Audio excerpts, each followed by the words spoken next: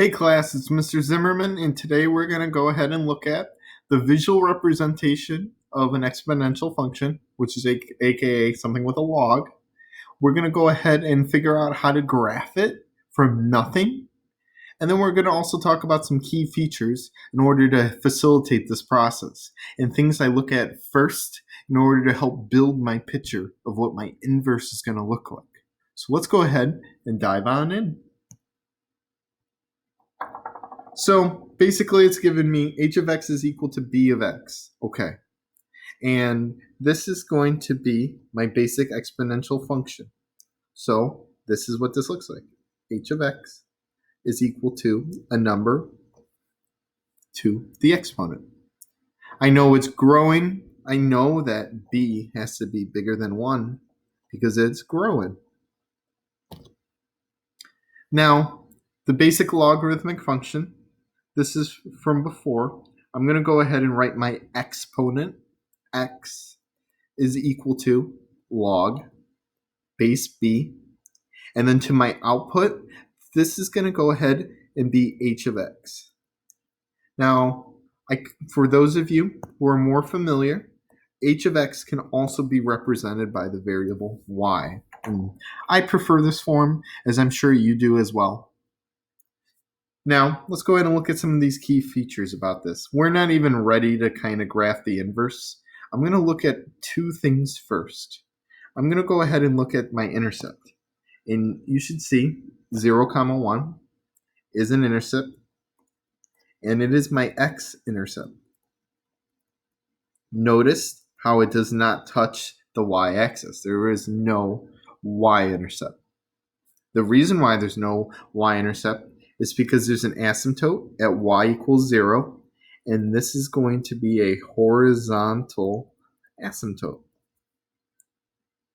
Okay, now I'm going to use these two pieces to get a start on my inverse. Well, I know my inverse is I switch my x's for y's and vice versa. So for my intercept, I'm going to go ahead and swap my input and my output.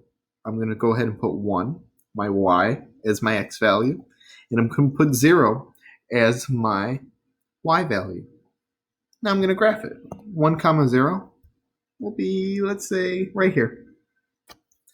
And notice how it's a y-intercept.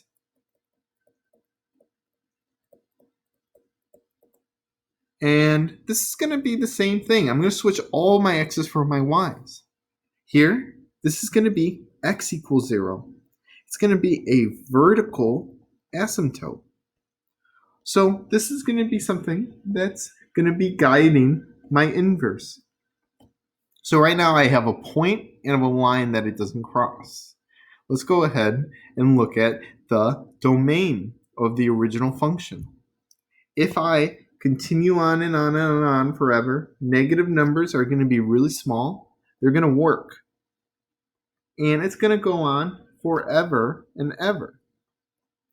My range, because there's an asymptote, it cannot be 0, but it's going to be right above it, and it's going to get bigger. All right, and my graph is going to look like this, and it's going to be growing. Now my domain and range. My domain is my x. My range is my y. I'm going to switch these. 0 to infinity and negative infinity to infinity. Okay, wow. This is going to be a guide point. So my domain is going to be 0 to infinity, which means it's not going to cross this asymptote. And it's going to include both negative numbers and positive numbers on the y value. So I know that it's going to look like this. And notice how it's almost the inverse, the opposite of my original graph. So it's going to always typically look like this. It's always going to be rising, and technically it is still growing.